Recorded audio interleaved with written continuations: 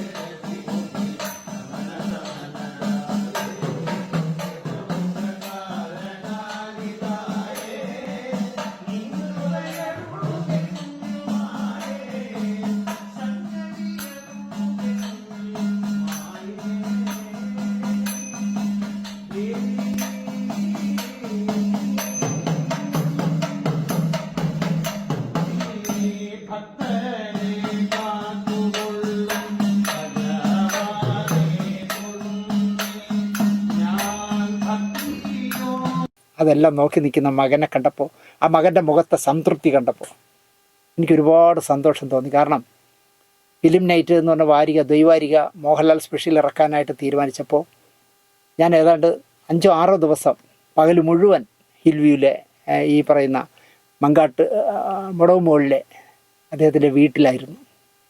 ആ അമ്മ വിളമ്പി തന്ന ആഹാരം, അമ്മ തന്ന ചായ ഒക്കെ കുടിച്ച ആളാണ്. ഒരുപാട് നേരം എന്നോട് സംസാരിക്കുന്നിടയിൽ പലതും എൻ്റെ പറയും, ഇത് എഴുതരുതേ, ഞാൻ അത് എഴുതിയിട്ടുമില്ല, ഒരക്ഷരം എഴുതിയിട്ടില്ല.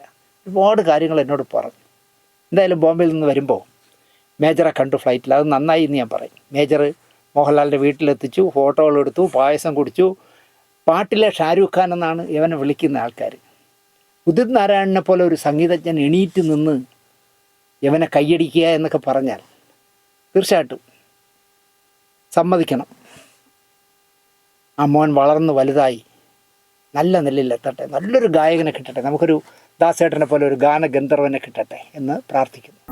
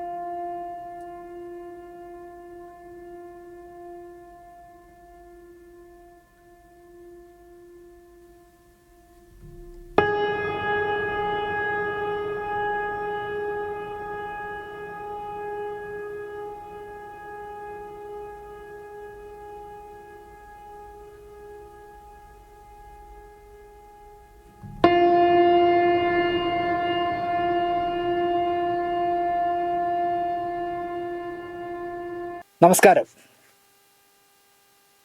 ഞായറാഴ്ച പോയത് ഉരുൾപൊട്ടലിൽ തകർന്ന ഇടുക്കിയിൽ പോയ മോഹൻലാലിനെയും മേജർ രവിയെയും. മോഹൻലാലിനെ എന്താ പറയുക, പട്ടാള യൂണിഫോം ഇട്ടിപ്പോൾ കളഞ്ഞു, ഫാൻസി ഡ്രസ്സിന് പോയി എന്നൊക്കെ പറഞ്ഞ് പ്രശ്നം ഉണ്ടാക്കിയ ചെകുത്താൻ എന്ന് പറഞ്ഞ ചെറുപ്പക്കാരൻ. മേജർ രവി ഒരു പട്ടാളക്കാരൻ തന്നെ, അല്ല ശിവായിയോ അങ്ങനെ വല്ലതും ആയിരിക്കും, ഹൗൽദാരോ വല്ലതും ആയിരിക്കും. മേജർ പെൻഷനായ ആളായതുകൊണ്ട് ഡ്രസ്സ് ഇടാൻ പാടില്ല എന്ന് പറഞ്ഞ് കേസ് കൊടുത്തു. നമ്മൾ എന്ത് പറയുമ്പോഴും അതിൻ്റെ ഉദ്ദേശ ലക്ഷ്യം കൂടെ നോക്കണമായിരുന്നു. ഒരു ദുരന്ത മുഖത്താണ് ഈ ഓപ്പറേഷനൊക്കെ കഴിഞ്ഞ് റെസ്റ്റ് എടുത്തിരുന്ന മേജർ രവി പോയത്. അതുപോലും അംഗീകരിക്കാതെ അയാളുടെ പേരിലും കേസ് കൊടുത്തു. അതിനെക്കുറിച്ചായിരുന്നല്ലോ നമ്മൾ ഞായറാഴ്ച സംസാരിച്ചത്. അതിന് ശേഷമാണ് നമ്മൾ ഈ ഷൂട്ട് ചെയ്യുന്ന ഇത്തവണ ഞാനൊരു 4 ദിവസം തിരുവനന്തപുരത്ത് ഇല്ലായിരുന്നു. ആ 4 ദിവസം ഇല്ലായിരുന്നതുകൊണ്ട് അല്പം നേരത്തെ ഷൂട്ട് ചെയ്ത് പോയി. നമ്മൾ ഈ ചെകുത്താനെയും മേജറുടെ പേരിൽ കേസ് കൊടുത്തവൻ്റെയൊക്കെ പ്രോഗ്രാം ചെയ്ത് ഞായറാഴ്ചയ്ക്കുള്ളത് ഞാൻ ചൊവ്വാഴ്ചയോ തിങ്കളാഴ്ചയോ എന്തോ ഷൂട്ട് ചെയ്ത് കൊടുത്തിട്ടാണ് പോയേ. അതിൻ്റെ പരിണത ഫലമല്ല. ഇനിയിപ്പോൾ കാര്യം പറഞ്ഞുകളയരുത്. ഞായറാഴ്ചത്തെ പ്രോഗ്രാമിൽ നിങ്ങൾ പറഞ്ഞുകൊണ്ടൊന്നും അല്ല അയാളെ അറസ്റ്റ് ചെയ്തത്, നിങ്ങൾ ഈ പ്രോഗ്രാം വരും മുമ്പേ അറസ്റ്റ് ചെയ്തു എന്നൊക്കെ പറയും. ഞാനത് എന്നതാണെന്ന് പറയുന്നില്ല. പക്ഷേ നമ്മളത് വന്നത് വൈകിപ്പോയി. അയാളെ ചെകുത്താനെയൊക്കെ അറസ്റ്റ് ചെയ്ത് ജാമ്യത്തിൽ വിട്ട ശേഷമാണ് നമ്മുടെ പ്രോഗ്രാം വന്നത്. ഇന്നും നമ്മൾ സംസാരിക്കുന്നത് ആ വിഷയത്തെക്കുറിച്ചാണ്. കാലം മാറുന്നതനുസരിച്ച് എല്ലാം മാറും. നവമാധ്യമങ്ങൾ ഒരുപാട് വന്നു. എനിക്കെന്തായാലും നവമാധ്യമങ്ങൾ വന്നതിൽ ഇഷ്ടക്കുറവൊന്നുമില്ല, ഇഷ്ടമുള്ള ആളാണ്. ഇപ്പം ഞാൻ അതുകൊണ്ടാണല്ലോ ജീവിക്കുന്നത്. പിന്നൊരു കാര്യം എന്താണെന്ന് ചോദിച്ചാൽ, നമുക്ക് പറയാനുള്ളത് പറയാം. നമ്മളൊരു പത്രത്തിലെ വായനക്കാരുടെ പേജിലോ ഒരു സിനിമാ വാരികയിലെ വായനക്കാരുടെ പേജിലൊക്കെ നമ്മൾ എഴുതിയാൽ അവർ എഡിറ്റ് ചെയ്ത് കളയും. കാരണം എല്ലാ സിനിമാ വാരികകളും ഫാൻസ് അസോസിയേഷൻ പ്രസിഡൻറ്റിൻ്റെ സംസാരിക്കുന്ന പോലത്തെ വീക്കിലുകളാണല്ലോ ഇവിടെ ഉള്ളത്. സിനിമയിലുള്ളവരെല്ലാം നല്ലവരെന്ന് മാത്രം എഴുതുന്ന ഒരു പ്രസിദ്ധീകരണങ്ങളായതുകൊണ്ട് നമുക്ക് പറയാനുള്ള പ്രതികരണങ്ങളൊന്നും വരില്ല അതിൽ. പക്ഷേ ഈ നവമാധ്യമം വന്നപ്പോൾ നമുക്കെന്തും ആരെക്കുറിച്ചും പറയാൻ കഴിയും. പക്ഷെ പറയുമ്പോഴുള്ളൊരു പ്രശ്നം, ഞാൻ പലപ്പോഴും പറയാറുള്ളതുപോലെ, മൂക്കിനും കപ്പ് സോസറിനും ഇടയിൽ ഒരു സ്പേസ് വേണം എന്ന് വിശ്വസിക്കുന്ന ഒരാളാണ് ഞാൻ. കൊണ്ട് ഇടിക്കരുത് മൂക്കിൽ. വിവരമുള്ള ഒരുപാട് പേർ പറയുന്നതും എഴുതുന്നതും നമുക്ക് പഠിക്കാൻ കഴിയും ഈ നവമാധ്യമം വന്നതിൽ. ഞാനിപ്പോൾ ഫേസ്ബുക്കിൽ ഒരു ഉദാഹരണം പറയാം. ആർ ഗോപാലകൃഷ്ണൻ എന്ന് പറയുമ്പോൾ പെട്ടെന്ന് നിങ്ങൾ എൻ്റെ സുഹൃത്തായ ഫോട്ടോഗ്രാഫർ ഗോപാലകൃഷ്ണൻ എന്ന് വിചാരിക്കും. അയാളും ആർ ഗോപാലകൃഷ്ണനാണല്ലോ. അതല്ല, എഴുത്തുകാരൻ, പത്രപ്രവർത്തകൻ, കേരള സാഹിത്യ അക്കാദമിയുടെ മുൻ സെക്രട്ടറി ഒക്കെ ആയിരുന്ന കോൺഗ്രസ്സുകാരനായ ഉമ്മൻചാണ്ടിയെ ഒരുപാട് ഇഷ്ടപ്പെടുന്ന അദ്ദേഹം ഫേസ്ബുക്കിൽ ദിവസവും ആ ദിവസത്തെക്കുറിച്ച് എന്തെങ്കിലും ഒരു പ്രത്യേകതയുള്ള ദിവസങ്ങളായിരിക്കും എല്ലാ ദിവസവും. ആ ദിവസത്തെക്കുറിച്ച് അദ്ദേഹം വളരെ വിശദമായി അതിലെഴുതാറുണ്ട്. ഞാൻ സ്ഥിരമായി മുടങ്ങാതെ വായിക്കുന്നതാണ് സാഹിത്യ അക്കാദമി മുൻ സെക്രട്ടറി ആയിരുന്ന ആർ ഗോപാലകൃഷ്ണൻ സാർ എഴുതുന്ന കുറിപ്പുകൾ. അതുപോലെ തിരുവനന്തപുരത്ത് അജി ധന്വന്തിരി എന്ന് പറഞ്ഞൊരു ഫോട്ടോഗ്രാഫറുണ്ട്. എത്ര പേർക്ക് അറിയാമെന്ന് എനിക്കറിയില്ല. വളരെ സരസനാണ് അദ്ദേഹം. ചില ഫോട്ടോകളിടും. ഞാനിതിൽ ചില ഫോട്ടോകൾ കാണിക്കാം, നിങ്ങൾ കണ്ടു നോക്കൂ. അതിൻ്റെ കുറിപ്പുകളും ഭയങ്കര കൗതുകം പകരുന്നതാണ്. എന്നെ അതിശയിപ്പിച്ച 2-3 ഫോട്ടോകൾ ഞാൻ ഇടാം. പൂച്ചൽ ഖാദറും ഭാര്യയും. എനിക്ക് രണ്ടുപേരെയും അറിയാവുന്നതുകൊണ്ട് അവരുടെ ആദ്യകാലത്ത് കല്യാണം കഴിഞ്ഞ കാലത്തുള്ളൊരു ഫോട്ടോ. അതുപോലെ VK-നും ഭാര്യയും ഇരിക്കുന്ന ഫോട്ടോ. സത്യൻ പ്രസംഗിക്കുന്നത് നോക്കിയിരിക്കുന്ന PK കൃഷ്ണമേനോനും P ഭാസ്കറിൻ്റെയും ഫോട്ടോ. അതിൽ വേറെ ആരൊക്കെ ഇരിപ്പുണ്ട്. പക്ഷേ ഇവർ രണ്ടുപേരും ഈ സത്യൻ എന്ത് പറയുന്നു എന്ന് സാഹൂതം വീക്ഷിച്ചിരിക്കുന്ന ആ ഫോട്ടോ ഭയങ്കര രസമുള്ളതാണ്. അതിൽ പാർട്ടിയിൽ നിന്ന് നടപടി നേരിട്ട് പുറത്തുപോയ ആളാണല്ലോ P ഗോവിന്ദപിള്ള. അദ്ദേഹം കയ്യിൽ പ്ലാസ്റ്റർ ഇട്ടിരിക്കുന്നിടത്ത് PS ഇരുന്ന് തമാശ പറഞ്ഞ് ചിരിക്കുന്ന, രണ്ടുപേരും ചിരിയിൽ അല്പം പിശുക്ക് കാണിക്കുന്നവരാണ്. ആ രണ്ടുപേരും ചിരിക്കുന്ന ഫോട്ടോ. അതിൽ സഖാവ് EMS കുട്ടികളുമായിട്ട് തമാശ പറഞ്ഞിരിക്കുന്ന ഫോട്ടോ. ഇതൊക്കെ ധന്വന്തിരിയുടെ ഫേസ്ബുക്കിൽ നിന്നാണ് ഞാൻ കണ്ടത്. അതുപോലെ മാതൃഭൂമിയിലെ രവി മേനോൻ. മലയാള സിനിമ എന്നല്ല, ഇന്ത്യൻ സിനിമാ സംഗീതത്തെക്കുറിച്ച് ഞാൻ ഇത്തിരി ഗഹനമായി ചിന്തിച്ച് തുടങ്ങിയത് ഈ മേനോൻ്റെ പുസ്തകങ്ങളിലും മാതൃഭൂമി അടക്കമുള്ള പ്രസിദ്ധീകരണങ്ങളിൽ വന്ന എഴുത്തിൽ നിന്നാണ്. അത് ഒരുപാട് എനിക്ക് അറിവുകൾ പകർന്നതാണ്. ഞാൻ ഈ അടുത്ത കാലത്ത് ഫേസ്ബുക്കിൽ മേനോൻ എഴുതിയ ഒരു ലേഖനത്തെ വേറൊരാൾ അതുപോലെ കോപ്പി അടിച്ചതിനെക്കുറിച്ച് മേനോൻ എഴുതിയപ്പോൾ ഞാൻ എൻ്റെ താഴെ എഴുതി, രവിമേനോൻ, താങ്കളിങ്ങനെ എഴുതുന്ന പല ആർട്ടിക്കിളും ഞാൻ ചുരണ്ടാറുണ്ട്, പക്ഷേ ഞാൻ റൈറ്റ് നിങ്ങൾക്ക് തരാറുണ്ടെന്ന് ഞാൻ മറുപടി ഇട്ടു. അതുപോലെ തന്നെ തൃശ്ശൂരുകാരനായ ഒരു സതീശനുണ്ട്, KK സതീശൻ, എൻ്റെ ഫേസ്ബുക്കിൻ്റെ സുഹൃത്താണ്. വ്യത്യസ്തങ്ങളായ പഴയ കാലത്തുള്ള ഒരുപാട് ഫോട്ടോകൾ ഞാൻ കണ്ടതും നമ്മുടെ പ്രോഗ്രാമുകളിൽ ഉപയോഗിച്ചതും സതീശൻ്റെതാണ്. അതുപോലെ തന്നെ പ്രശസ്ത നോവലിസ്റ്റായിരുന്ന കേരള ശബ്ദം, കുങ്കുമം, കുമാരി മുതലായ പ്രസിദ്ധീകരണങ്ങളുടെ തലപ്പത്തിരുന്ന പ്രഭാകരൻ പുത്തൂർ ഒരുപാട് സിനിമകൾക്ക് തിരക്കഥ എഴുതിയ മനുഷ്യനാണ്. ഇങ്ങനെ പറയാൻ തുടങ്ങിയാൽ ഒരുപാട് പേര് ഫേസ്ബുക്കിൽ എഴുതുന്നത് വായിക്കുന്നതിൽ എനിക്ക് ഗുണം ചെയ്യാറുണ്ട്. എന്നാൽ ഫേസ്ബുക്കിനെയും യൂട്യൂബിനെയും വാട്സാപ്പിനെയും ഇൻസ്റ്റാഗ്രാമിനെയും ഒക്കെ ദുരുപയോഗം ചെയ്യാൻ കുറേ ചെറുപ്പക്കാരിറങ്ങിയിട്ടുണ്ട്. അത് നമ്മൾ കണ്ടില്ല എന്ന് നടിക്കുന്ന തെറ്റാണ്. സമൂഹത്തെപ്പറ്റി, നാടിനെപ്പറ്റി, ബന്ധുക്കളെപ്പറ്റി ഒരു ചിന്തയുമില്ലാത്ത ചെറുപ്പത്തിൻ്റെ തിളപ്പ് കൊണ്ട് നടക്കുന്ന ഒരു കൂട്ടർ, അനുവാദമില്ലാതെ ആരുടെ സ്വകാര്യതയിലും കടന്നു കയറി പുളിച്ച തെറി പറയുന്ന, പുളിച്ച കമൻറ്റുകൾ ഇടുന്ന ആൾക്കാർ നമ്മളെ രാജ്യസ്നേഹവും രാഷ്ട്രീയവും പഠിപ്പിച്ചു കളയും. അതാണ് ഇവരുടെ ഏറ്റവും വലിയ കുഴപ്പം. അവർ വിശ്വസിക്കുന്ന രാഷ്ട്രീയത്തിൽ നമ്മൾ എതിരൊന്നും പറയാൻ പാടില്ല, ഞങ്ങൾ പറയുന്നതാണ് രാജ്യസ്നേഹം എന്നൊക്കെ പറയുന്ന കുറേ ചെറുപ്പക്കാരുണ്ട്. ഞാൻ പരമാവധി ആളുകളെ ബ്ലോക്ക് ചെയ്യാറുണ്ട്.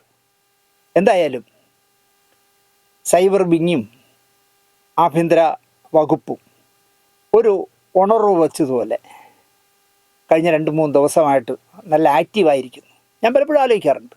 ഇപ്പോൾ എൻ്റെ പേരിൽ പോക്സോ കേസുണ്ട്, ജാമ്യമില്ലാത്ത വകുപ്പുകളിട്ട് കേസെടുത്തിട്ടുണ്ട്, ആത്മഹത്യാ കുറിപ്പൊക്കെ കൊടുത്ത് എന്നെ ട്രാപ്പിലാക്കിയൊരു തിരുവനന്തപുരത്ത് ഒരു വലിയ പൊതുശല്യം ഉണ്ടല്ലോ, അതിലെ വഞ്ചന കേസ് തുടങ്ങി.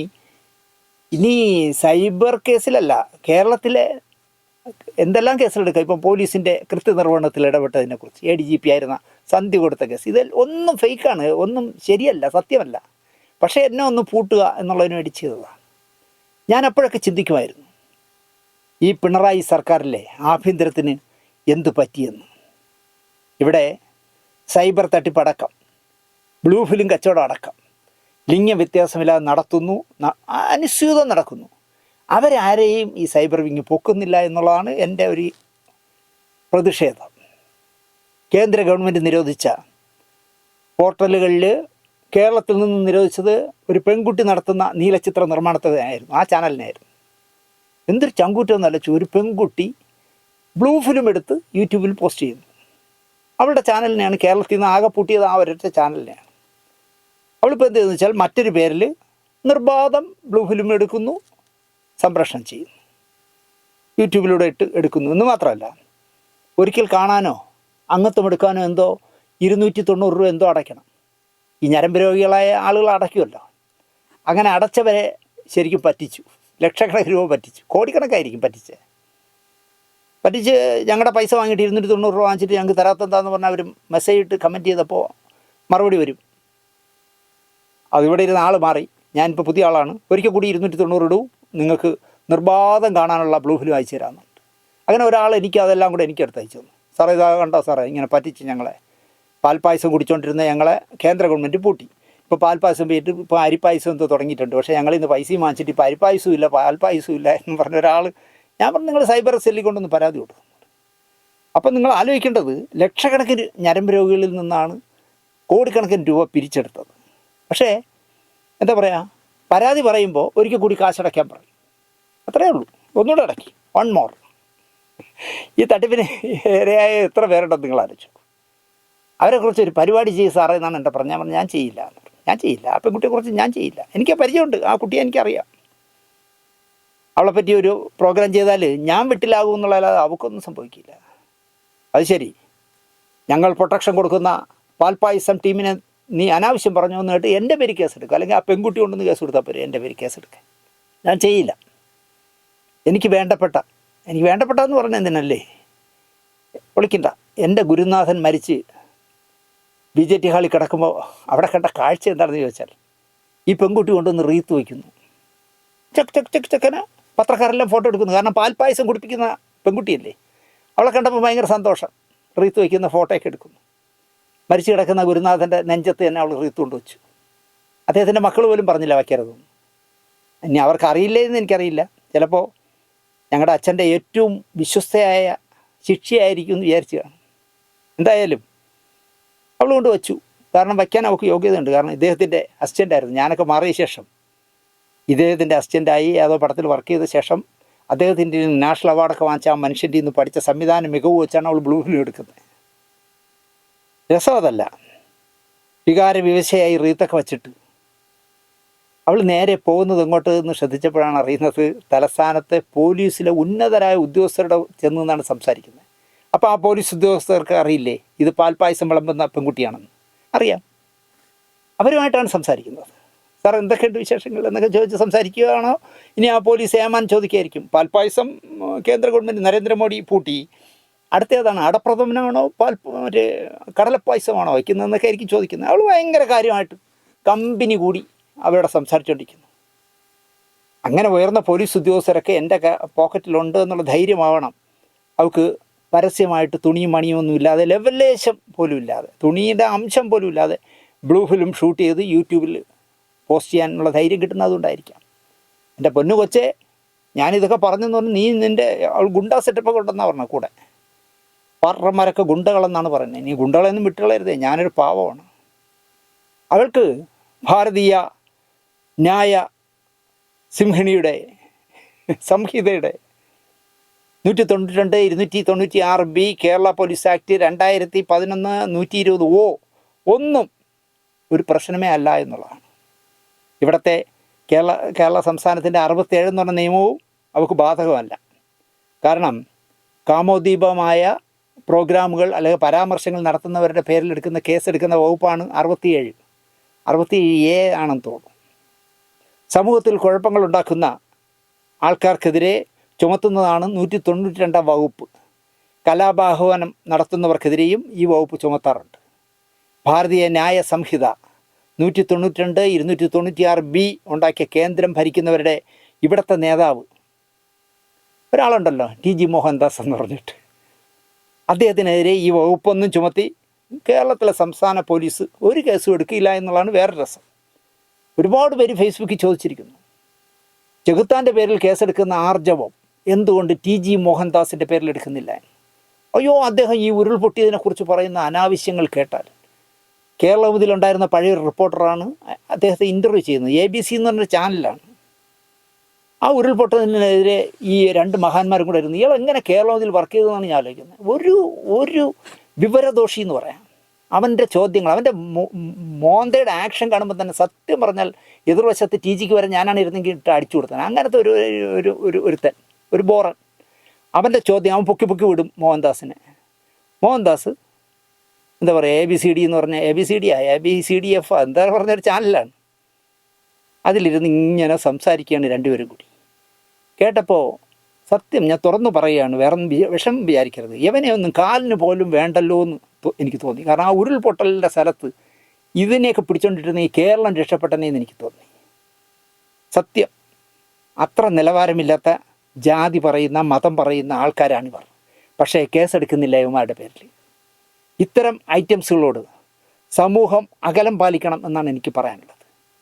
വേണമെങ്കിൽ ഞാനൊരു അടുത്തിടെ എനിക്ക് സംഭവിച്ചൊരു കാര്യം പറയാം. ഞാനും സിന്ധുവും കൂടി കോട്ടയം വരെ പോകേണ്ട ഒരു ആവശ്യമുണ്ടായിരുന്നു. തിരിച്ചു വരാനായിട്ട് ഒരു ട്രെയിനിൽ സ്ലീപ്പർ ടിക്കറ്റ് എടുത്തിട്ട് അതിൽ കയറിയിട്ട് AC കോച്ച് കയറിയിട്ട് കൺവെർട്ട് ചെയ്യാമല്ലോ. അങ്ങനെ ട്രെയിൻ വന്നു, ഞങ്ങൾ രണ്ടുപേരും കൂടെ AC കോച്ചിൽ കയറി. TTയെ കണ്ട് കാര്യം പറഞ്ഞു. TT 2 സീറ്റ് നമ്പർ പറഞ്ഞു. ഞങ്ങൾ രണ്ടുപേരും കൂടെ ചെന്ന് ഇരിക്കാൻ ചെന്നപ്പോഴാണ് അറിയുന്നത് കേരളത്തിൽ ഇതുവരെ ഇത്രയും വിഷം തുപ്പാത്ത, ഈ സ്ത്രീയോളം വിഷം ആരും തുപ്പിയിട്ടില്ല. എന്ത് കാര്യത്തിലും ജാതിയുടെയും മതത്തിൻ്റെയും പേര് പറഞ്ഞ് വിഷം തുപ്പുന്ന ഒരു സ്ത്രീയുടെ അടുത്താണ് എനിക്ക് സീറ്റ്. അപ്പോൾ ഈ സിന്ധുവിന് ജനറൽ നോളജ് വളരെ കുറവാണ്. അതുകൊണ്ട് ഈ ഇരിക്കുന്ന സ്ത്രീ ആരാണെന്ന് അറിയില്ല, ഈ മഹതി ആരെന്ന് അറിയില്ല. ഞാൻ പതുക്കെ സിന്ധുവിൻ്റെ പറഞ്ഞ് ഇരിക്കേണ്ട എന്ന് പറഞ്ഞു. ഞാൻ നേരെ വീണ്ടും TTയുടെ അടുത്ത് നിന്നിട്ട് പറഞ്ഞു, ദേവി ആ 2 സീറ്റൊന്ന് മാറ്റിത്തരാം, വേറെ എവിടെയെങ്കിലും. എന്താ ഞാൻ അല്ല അവിടെ വേണ്ട എന്ന് പറഞ്ഞു. ഞാൻ ആ സ്ത്രീയുടെ അടുത്തിരുന്നില്ല. കാരണം ഈ വർഗീയ വിഷം തുപ്പുന്ന ഈ സ്ത്രീയുടെ അടുത്തിരിക്കാൻ പാടില്ല എന്ന് എനിക്ക് വാശിയുണ്ട്. എൻ്റെ അമ്മ എന്നെ അങ്ങനെയാണ് പഠിപ്പിച്ചത്. ദുഷ്ടനെ കണ്ടാൽ ദൂരെ ദൂരെ എന്നാണ് എൻ്റെ അമ്മ പഠിപ്പിച്ചത്. ഞാനിരുന്നില്ല. TTയെ കണ്ടിട്ട് ഞാൻ മാറ്റി വാങ്ങിയപ്പോഴും സിന്ധുവിനൊരു പിടിയുമില്ല. ഞാൻ എന്താ ഇങ്ങനെ മാറ്റി വാങ്ങണം. ഇറങ്ങിയ ശേഷമാണ് ഞാൻ പറഞ്ഞത്. അവർ മാവേലിക്കരി ഇറങ്ങി. ഞാൻ നോക്കിയിരിക്കുകയാണ് ഈ കാളകൂട വിഷം എവിടെയാണ് ഇറങ്ങണത്. മാവേലിക്കരിയിൽ ഇറങ്ങി. എന്തായാലും സൂരജ് പാലാക്കാരൻ എന്ന് പറയുന്ന ഒരു യൂട്യൂബറെയും ചെകുത്താൻ എന്ന് പറയുന്ന ജോസ് അലക്സിനെയും സൈബർ പോലീസ് പൊക്കി കേസാക്കി. സൂരജ് പാലാക്കാരൻ എനിക്ക് പരിചയമുള്ള ആളായിരുന്നു. ഒരിക്കലായിട്ട് എന്നെ വിളിച്ച് അഭിമുഖം ചോദിച്ചു. ഞാൻ കൊടുത്തില്ല. കാരണം എനിക്ക് പേടിയായി ഈ മനുഷ്യനോട് അഭിമുഖം കൊടുക്കാൻ. വാ തുറന്നാൽ വികട സരസ്വതി അല്ലാതെ വരില്ല. തെറി നല്ല ആർജവമുള്ള ചെറുപ്പക്കാരനാണ്. പക്ഷേ തെറി പറയുന്നതിന് ഒരു മര്യാദയില്ലാന്നേ. സ്ത്രീകളെയൊക്കെ നമ്മൾ ഇങ്ങനത്തെ വാക്കുകൾ ഉപയോഗിക്കാമെന്ന് അയാളെങ്കിലും വിചാരിക്കണ്ടേ. അയാളുടെ വീട്ടിലും അമ്മയും ഭാര്യയും സഹോദരിയും മകളും ഒക്കെ കാണില്ലേ. ഞാൻ എൻ്റെ വീട്ടിൽ എൻ്റെ അമ്മയെ ഇങ്ങനെ വിളിക്കുമോ എന്ന് സ്വയം ഒന്ന് ആലോചിക്കണ്ടേ. മുട്ടം തെറിയ വിളിക്കും. നമുക്ക് ഒരാളിനോട് ഇഷ്ടമില്ല, അല്ലെങ്കിൽ ഒരാളിൽ ചെയ്ത ചെയ്തികൾ ശരിയായില്ല എങ്കിൽ അവരെ ചീത്ത വിളിച്ചല്ലല്ലോ ഒതുക്കേണ്ടത്. രസമതല്ല. അറസ്റ്റിലായപ്പോൾ എന്താ പറയുക, ഒന്ന് ചെകുത്താൻ അടങ്ങി. അയാളുടെ ശരീരഭാഷ മുഴുവൻ ഒന്ന് ഡൗൺ ആയിപ്പോയി. ഞാൻ വിചാരിച്ചു ഡൗൺ ആവില്ല. അവളെ ജയിൽ ശിക്ഷ കഴിഞ്ഞ് പുറത്തേക്ക് ഇറങ്ങുന്ന അമ്പിളിച്ചേട്ടൻ പത്രക്കാരെല്ലാം ക്യാമറയെല്ലാം നോക്കി ടാറ്റ കാണിച്ചതുപോലെ ഇയാൾ ജീപ്പിൽ കയറാൻ നേരത്തെ എല്ലാ പത്രക്കാരെയും നോക്കി ടാറ്റ പറയുമെന്നാണ് വിചാരിച്ചത്. എനക്കാതെ വിരണ്ട് പോയി ശരിക്കും പറഞ്ഞ. പാവം ചെകുത്താൻ ഒന്ന് അടങ്ങി എന്നാണ് ഞാൻ വിചാരിച്ചത്. പക്ഷേ അടങ്ങാൻ സാധ്യത വളരെ കുറവാണ്. കാരണം ഇപ്പം ജാമ്യം കിട്ടി പുറത്തിറങ്ങിയപ്പോൾ പറയാണ്, മോഹൻലാലിനെതിരെ ഞാൻ പട്ടാളത്തിൽ കേസ് കൊടുക്കാൻ പോകുന്നത്. പട്ടാളം തിങ്കളാഴ്ച ചൊവ്വാഴ്ച പൊക്കും. ടെറിട്ടോറിയൽ ആർമി എല്ലാം റെഡിയാക്കിയിട്ടുണ്ടെന്നാണ് ഞാൻ അറിഞ്ഞത്. തിങ്കളാഴ്ച ചൊവ്വാഴ്ച പൊക്കും. കഷ്ടമാവും ഈ ചെറുപ്പക്കാരൻ്റെ ഭാവി എന്ന് ഞാൻ പറയും. ഇതിൽ രസം എന്താണെന്ന് ചോദിച്ചാൽ, അയാളുടെ അമ്മയുടെ മറുപടി ഒരു ചാനലിൽ കണ്ടു. ബസ്റ്റ് കക്ഷിയാണ്. അപ്പനക്ക് പറഞ്ഞാൽ ഇപ്പടി ഇരിക്കുമെന്ന് പണ്ടുള്ള തമിഴർ പറയും. അതിന് പറ്റിയ ഒരമ്മ അവർ ക്യാമറയ്ക്ക് മുന്നിൽ പറഞ്ഞതാണ് എനിക്ക് ഏറ്റവും ഇഷ്ടപ്പെട്ടത്. എൻ്റെ മകൻ ഒരു ഹൃദ്രോഗിയാണ്, ആയിരിക്കാം, ആൻജിയോപ്ലാസ്റ്റി ചെയ്തിരിക്കുന്നവനാണ്. അവൻ എന്തെങ്കിലും സംഭവിച്ചാൽ എനിക്കാണ് നഷ്ടം. ആ ബോധം മോന് വേണ്ടേ അമ്മയ്ക്ക് വേണ്ടേ? മരുന്നുകൾ കഴിക്കാനുള്ളതാണ്. എവിടെയോ രഹസ്യ സങ്കേതത്തിലേക്ക് അവന് ഒരു രഹസ്യ സങ്കേതത്തിലും കൊണ്ടുപോയില്ല. ഈ അമ്മ കള്ളം പറഞ്ഞതാണ്. എന്ന് മാത്രമല്ല, ഈ ചെകുത്താൻ എന്ന് പറയുന്ന ജോസ് അലക്സ് വീട്ടിൽ നിന്ന് ഇറങ്ങി പോകുമ്പോൾ അയാളുടെ കയ്യിൽ മരുന്നിൻ്റെ ടിന്നിരിപ്പുണ്ട്. നിങ്ങൾ നോക്കി നോക്കിയ ഒരു പ്ലാസ്റ്റിക് ടിന്നും കൊണ്ടാണ് പോകുന്നത്. അപ്പോൾ കൃത്യമായി മരുന്ന് കഴിക്കാനുള്ള മരുന്നൊക്കെ എടുത്തിട്ടാണ് അയാളെ കൊണ്ടുപോയത്. പക്ഷേ ഈ അമ്മ പറയുന്നത്, അവൻ എന്തെങ്കിലും സംഭവിച്ചാൽ എനിക്കാണ് നഷ്ടം, എങ്ങോട്ട് കൊണ്ടുപോയി എന്ന് എനിക്കറിയില്ല, ഞാൻ ACPക്കോ ആക്കോ പരാതി കൊടുത്തു, അവൻ എന്ത് തെറ്റ് ചെയ്തു എന്നൊക്കെയാണ് അവർ ചോദിക്കുന്നത്. സ്റ്റേഷൻ ജാമ്യം തരാമെന്ന് പറഞ്ഞാണ് ഈ ചെകുത്താനെ കൊണ്ടുപോയെന്നാണ് അമ്മ പറയുന്നത്. അതുകൊണ്ട് മകനെ കാണാനില്ല എന്ന് പറഞ്ഞ് പരാതി കൊടുത്തു. എൻ്റെ മോൻ ഒരു വീഡിയോ ഇട്ടാൽ, നിങ്ങൾ ശ്രദ്ധിച്ച് കേൾക്കണം, എൻ്റെ മോൻ ഒരു വീഡിയോ ഇട്ടാൽ ആരാണോ അവർ അത് തിരിച്ചടിക്കണം. അതുപോലെ തിരിച്ച് ഒരു വീഡിയോ ഇടണം. എൻ്റെ മോൻ കായും പൂവൊക്കെ ചേർത്ത് ചീത്ത വിളിച്ചാൽ അവരതുപോലെ തിരിച്ച് ചീത്ത വിളിക്കണം. അല്ലാതെ കേസ് കൊടുക്കുന്നത് ശരിയാണോ എന്നാണ് അവർ ചോദിക്കുന്നത്. ഒരു അമ്മയുടെ അവസ്ഥ ആലോചിച്ച് നോക്കി. എൻ്റെ മകൻ ആരെങ്കിലും ഒരുത്തൻ്റെ പേരിൽ വീഡിയോ ഇട്ടാൽ ആരാണോ അവൻ തിരിച്ചതുപോലെ ഇടണം എന്നാണ് ചെകുത്താൻ്റെ അമ്മ പറയുന്നത്. അപ്പോൾ പിന്നെ ഈ ചെകുത്താൻ എങ്ങനെ രക്ഷപ്പെടും നിങ്ങൾ ആലോചിച്ച് നോക്കൂ. മോഹൻലാൽ കാണിച്ചത് അവർക്കും ഇഷ്ടപ്പെട്ടില്ല എന്നാണ് അവർ പറയുന്നത്. മേജർ സെൽഫി എടുത്തതും എനിക്കിഷ്ടപ്പെട്ടില്ല എന്നവർ പറയുന്നു. മോശമായ പണിയാണ് മേജർ ചെയ്തത്. സെൽഫി എടുക്കുന്നത് ഭയങ്കര മോശമെന്നാണ് അവർ പറയുന്നത്. വേണമെങ്കിൽ ഇവിടെ ഞാൻ ഒരു കഥ പറയാം. പണ്ട് ഒരു കള്ളനെ തൂക്കിക്കൊല്ലാൻ വിധിച്ചു. തൂക്കുന്നതിൻ്റെ അന്ന് രാവിലെ കള്ളനോട് ചോദിച്ചു, അവസാനമായി എന്തെങ്കിലും ആഗ്രഹമുണ്ടോ എന്ന് ചോദിക്കും. അങ്ങനെ ചോദിക്കുമല്ലോ. ആഗ്രഹമുണ്ട് എന്ന് പറയും. എന്താ എന്ന് ചോദിച്ചു. എൻ്റെ അമ്മയുടെ കാതിൽ എനിക്കൊരു രഹസ്യം പറയണം. അമ്മയെ കൊണ്ടുവന്നു.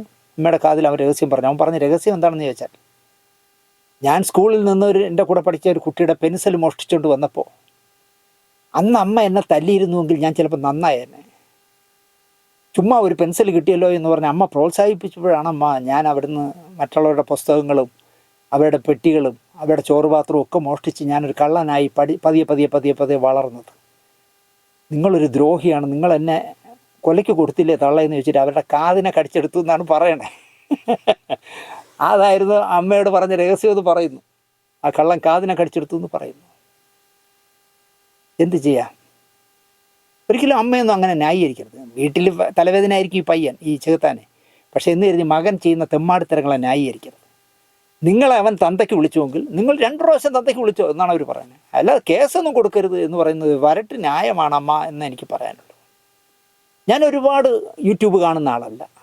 എനിക്ക് ഒരുപാട് പേര് അയച്ചു തരാറുണ്ട്, സാറേ ഇതൊന്ന് കാണണം ചേട്ടാ, നിങ്ങളെപ്പറ്റി എറണാകുളത്ത് ഒരു ഗൂഢസംഘം നടക്കുന്നുണ്ട്, മറ്റേ ആറാട്ട് ചെറുക്കനും എല്ലാം കൂടെ ചേർന്ന് നിങ്ങളെ തെറി വിളിക്കുന്ന ഒരു യൂട്യൂബ് ഇറങ്ങിയിട്ടുണ്ട്, കാണണം, ലിങ്ക് അയച്ചിട്ടുണ്ട്. ഞാൻ കാണില്ല. പക്ഷേ ഞാൻ കാണുന്ന ചില ചാനലുകളുണ്ട്. അതിലൊന്നാണ് വെനീസ് TV എന്ന് പറയുന്ന ഒരു ചാനൽ. രാഷ്ട്രീയം പറയുന്ന ചാനലാണ്. ഇപ്പോൾ സിനിമയൊക്കെ പറയും തോന്നും. ഒരു നവാസാണ് അതിൻ്റെ അവതാരകൻ. മനുഷ്യപക്ഷത്താണ് എന്നാണ് അയാൾ പറയാറ്, ഈ നവാസ്. എന്നാൽ നവാസ് ഒരു പക്ഷത്ത് മാത്രമേ ന്യായം കാണുന്നുള്ളൂ എന്നുള്ളത് ഞാൻ സ്ഥിരമായി കാണുന്നുണ്ട്. എനിക്ക് പറയാം, നവാസിന് ഒരു പക്ഷേ ഉള്ളൂ. ആ പക്ഷത്തിന് വേണ്ടി, അദ്ദേഹം ജനിച്ച സമുദായത്തിന് വേണ്ടിയൊക്കെ ന്യായീകരിക്കുന്ന കാര്യങ്ങളെ അദ്ദേഹം പറയും. ചെകുത്താനെ പൊക്കിയതിനും ഒരു പ്രോഗ്രാം നവാസ് ചെയ്തിട്ടുണ്ട്. കാരണം ഈ പറയുന്ന വെനീസ് TVയിൽ ഇടയ്ക്കിടയ്ക്ക് അവരുടെ ദിവ്യപുരുഷൻ ഈ ചെകുത്താനാണ്. അയാൾ പടച്ചു വിടുന്ന തെറി വിളിക്കുന്ന സാധനങ്ങളൊക്കെ എടുത്ത് ചില രാഷ്ട്രീയ നേതാക്കളെയൊക്കെ തെറി വിളിച്ചാൽ അതെടുത്ത് ഈ നവാസ് പോസ്റ്റ് ചെയ്യാറുണ്ട്. അപ്പോൾ പിന്നെ നവാസിന് അയാളോട് താല്പര്യം കാണാതിരിക്കില്ലല്ലോ. ചെകുത്താൻ തെറി ചിലർ വിളിക്കുന്നതെടുത്ത് പോസ്റ്റ് ചെയ്യുന്നതുകൊണ്ടോ അല്ലെങ്കിൽ അതിന് സൈബർ കേസൊന്നും അയാൾ യൂട്യൂബിലൊന്നും പരാതി കൊടുക്കാത്തതുകൊണ്ടോ എന്താണെന്നറിയില്ല. സെലിബ്രിറ്റികൾ ഏത് കാര്യവും ആലോചിച്ച് ചെയ്യണം എന്നാണ് നവാസിൻ്റെ പക്ഷം. മോഹൻലാൽ ഈ യൂണിഫോമൊക്കെ ഇട്ട് വയനാട്ടിൽ പോയത് ഒന്ന് ആലോചിക്കണമായിരുന്നു. അങ്ങനെ പോകാൻ പാടില്ലായിരുന്നു. ചെകുത്താൻ പറഞ്ഞതിൽ എന്താ തെറ്റ് എന്ന് ചോദിക്കുന്നതിന് പകരം നേരിട്ട് പറയുന്നില്ല. സെലിബ്രിറ്റികൾ ഏത് കാര്യവും ആലോചിച്ച് ചെയ്യണമെന്നാണ് അദ്ദേഹം പറയുന്നത്. ചില ചാനൽ നാറികളെ ഒറ്റപ്പെടുത്തണമെന്നും നവാസ് പറയാറുണ്ട്. ചാനൽ നാറികളെന്നൊക്കെയാണ് അദ്ദേഹം പറയണേ. ചിലതല്ല നവാസ്, ചിലതല്ല. മനുഷ്യപക്ഷത്ത് നിൽക്കാത്ത ഒരുത്തൻ്റെ ചാനലിനെയും നമ്മൾ പ്രോത്സാഹിപ്പിക്കരുത് എന്നാണ് പറയേണ്ടത്. അല്ലാതെ ഒരു വൺ വേ സൈഡ് പറയുന്നത് ശരിയല്ല നവാസെ എന്നാണ് എനിക്ക് അതിനെക്കുറിച്ച് പറയാനുള്ളത്. ഇവിടെ ഇപ്പോൾ അമ്മയെ തല്ലിയാലും 2 പക്ഷം എന്നാണല്ലോ. ഇനി ചെകുത്താൻ ശ്രദ്ധിക്കണമെന്നും നവാസിൻ്റെ ഫ്രീ ഉപദേശമുണ്ട്. ഒന്ന് ശ്രദ്ധിച്ചോളണം. ഇനി അകത്താവാത്ത കുറച്ച് ദിവസത്തേക്കെങ്കിലും ആരും തെറി വിളിക്കേണ്ടെന്നാണ് പറയുന്നത്. നല്ല അച്ഛനും അമ്മയ്ക്കും പിറക്കാത്ത നാറികൾ എന്നും മാനസികരോഗമല്ല, നല്ലൊരു മരുന്നെന്നും നവാസ് പറയുന്നു. നവാസ് പറയുകയാണ്, നല്ല അച്ഛനും അമ്മയ്ക്കും പിറക്കാത്ത നാറികൾ എന്നും അയാൾ പറയുന്നൊരു വാക്കാണ്. മാനസികരോഗമല്ല, തല്ലാണ് മരുന്നെന്നും നവാസ് പറയുന്നു. തല്ല് കൊടുക്കേണ്ട ഒരു പേരൊക്കെ അയാൾ പറയുന്നുണ്ട്. ഞാനതൊന്നും ഇവിടെ പറയുന്നില്ല. തല്ല് ഒരു പക്ഷത്ത് മാത്രം പോരാ നവാസെ എന്നാണ് എനിക്കിതിന് മറുപടിയായി പറയാനുള്ളത്. വയനാട്ടിലെ സമയം നോക്കാതെ കുട്ടികളെ പഠിപ്പിച്ചിരുന്ന ഒരു അധ്യാപകനിരുന്ന് കരയുന്നത് നിങ്ങളൊക്കെ കണ്ടു കാണും. നമ്മളെ ഹൃദയം പൊട്ടിപ്പോവും അദ്ദേഹം കരയുന്ന കണ്ടാൽ. അതിൻ്റെ താഴെ റിനോയ് ലവ് എന്ന് പറഞ്ഞിട്ട് ഒരു ചാനലിൻ്റെ ഒരു പീറച്ചിറക്ക്, റിനോയ് എന്നായിരിക്കും അവൻ്റെ പേര്. അവൻ പൊട്ടിച്ചിരിക്കുന്നു അയാൾ കരയുന്ന കണ്ടപ്പോൾ. വയനാട്ടിലെ ദുരന്ത ഭൂമിയിൽ അദ്ദേഹം പഠിപ്പിച്ചിരുന്ന കുട്ടികളെ ഒന്നിനെയും കാണാനില്ല എന്ന് പറഞ്ഞ് ചങ്ക് പൊട്ടിയൊരു അധ്യാപകൻ കരയുമ്പോൾ ഈ റിനോയ് ലവ് എന്ന് പറഞ്ഞ ചാനൽ, ഈ ചാനലൊക്കെ പൂട്ടണമെന്നേ. അതിന് പകരം ശാന്തുള്ള ദിനേശൻ്റെ ചാനലൊന്നും പൂട്ടാൻ നടക്കല്ലേ. പകരം ഈ റിനോയ് എന്നൊക്കെ പറഞ്ഞ സാമൂഹ്യ ദ്രോഹികളുടെ 10-24 വയസ്സായ ഒരു ചെറുക്കനാണ്. സത്യം പറഞ്ഞാൽ അതിൻ്റെ അടുത്ത് എവിടെയെങ്കിലുമാണ് ഞാൻ താമസിച്ചിരുന്നെങ്കിൽ ഇനി എത്ര കേസ് വന്നാലും ശരി, നല്ല 2 ഇടി കൊടുത്തന്നെ. ഒരു കൂതറ ചെറുക്കൻ, ആലോചിച്ച് അവൻ്റെ മനസ്സിൻ്റെ കുഷ്ഠം ആലോചിച്ച് നോക്കി നിങ്ങൾ.